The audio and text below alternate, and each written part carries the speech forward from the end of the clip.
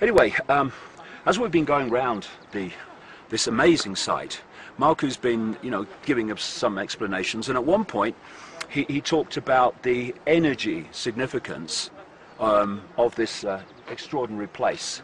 So, Marco, let's see what he had to say. So Machu Picchu represents a big lesson. I named the city Crystal City because the type of material. In the type of stones, quality of rocks we have here, the majority is granite. Aside with granite, we have mica, feldspar, diorite, and also quartz. So, because the type of material is so strong, I named the city the Crystal City. And right now, it starts to be recognized as the Crystal City. But there is a reason. It's not because I had a dream, it's because there is a symphony. When you are in tune, the city vibrates and touches you.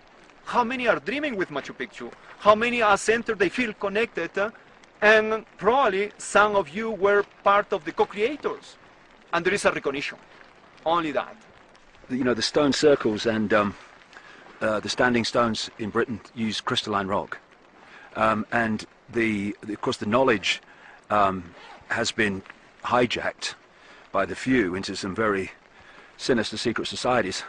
And one of its expressions is the Mormon Church, and the Mormon Temple in Salt Lake City is made of granite. So you can see the same knowledge being used and the same connection to energies being used in a positive and negative way all over the world, right through history to the present day.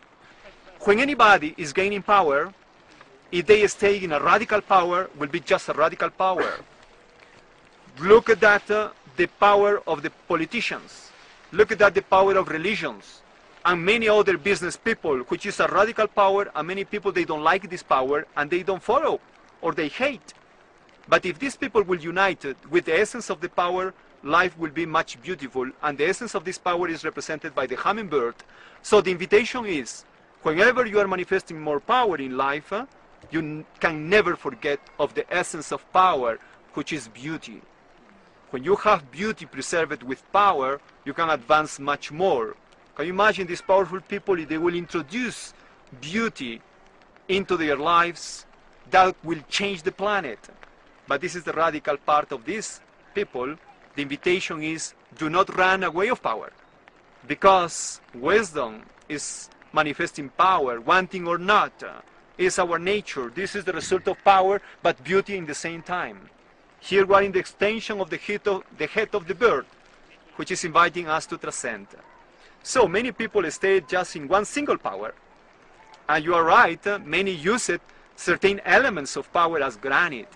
And this happens also a lot in New York and many other places, because granite, look at the biggest obelisk in the world, Washington, is granite. Mm-hmm.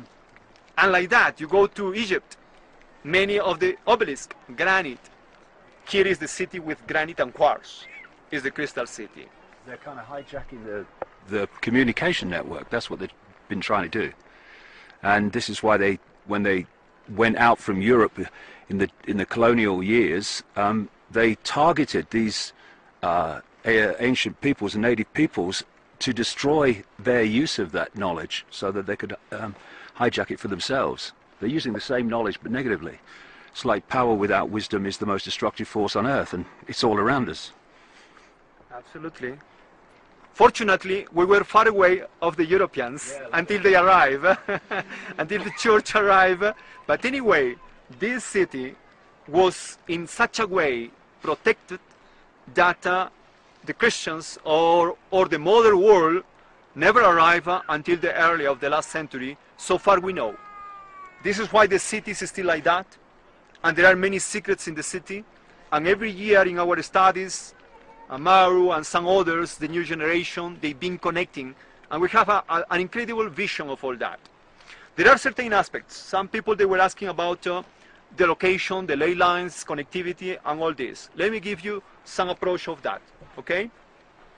If we will go observing as a bird the city, we will realize that there exist certain points in the city which are connected and spreading to the horizon and to heaven.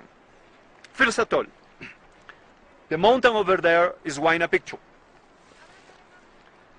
where you see this the most agglomeration of people over there. This is the Intihuatana, which is a kind of pyramid. And this pyramid connects a ley line from the Huayna Picchu mountain to the pyramid and toward the south to the Salcantay Apu. The Salcantay mountain is the second most important mountain in Cusco. It's snow mountain, over 19,000 feet.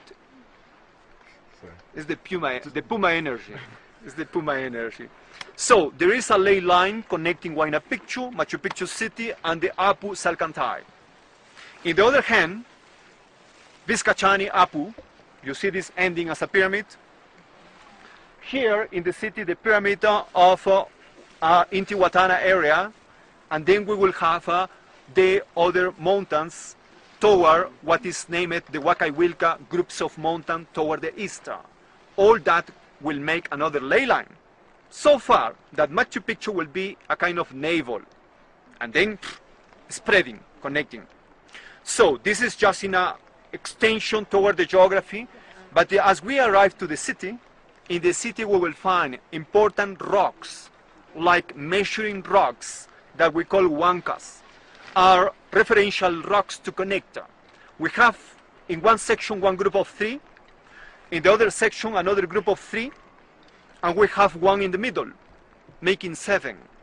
So if we will look into the cosmology, it will be a connection with Pleiades, and of course we could create other connections with Orion as well, with the Southern Cross constellation, with the Coachinchay constellation and others.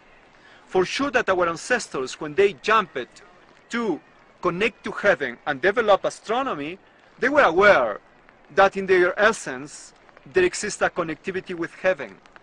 Even if that was long time ago, the early connections. But many of the masters, they keep it and they were transmitting. So they create a kind of way to expand and to maintain the secrets.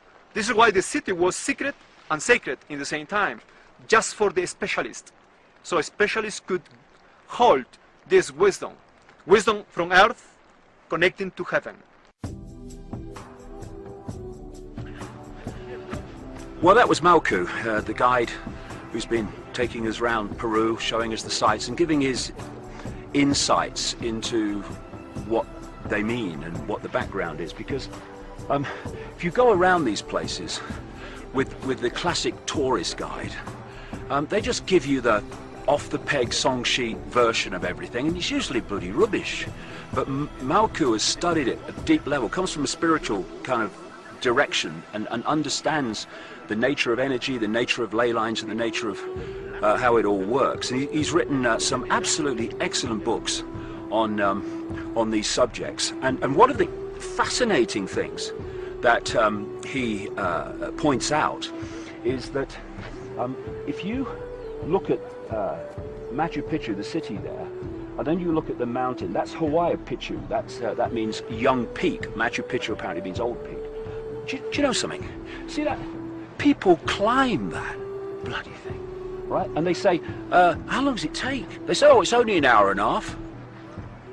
In your dreams, mate. Hour and a half up there and back. Crikey. Need a bloody, what do you call it, air ambulance, I would, halfway up. Anyway, when you look at that, it's just like a mountain and a few things going off it. But when you turn the camera, we'll show you this, on the other side, you'll see that it's actually a base. That mountain in the middle there is the nose, and then it goes to the top of the head, and there's the chin and everything. There's some absolutely amazing information in Malcu's books, and I do recommend them. They are in English.